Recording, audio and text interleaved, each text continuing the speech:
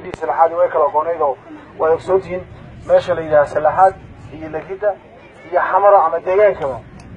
وحلو سووريدي 3 كيلومتر oo inta jiga laga baxo aad sabala tago waaso lagu soo noqo waxaan gudbiga soo maraa xagga laga soo wareegay marka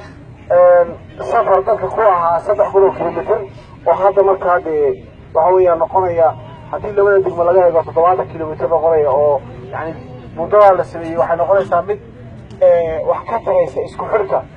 deegaanka oo waxa weeyaan ninka hadda ka soo baxay salaxaadii lagida awal xagga ayaa soo wareegay maanta laakiin halkan buu imanay dadabaro imanay oo waxa weeyaan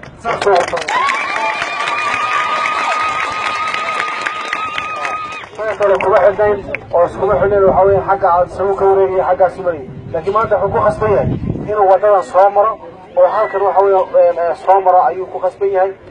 isagana faa'iido u ah sababtoo wadadii in goobasha loo xidhnaa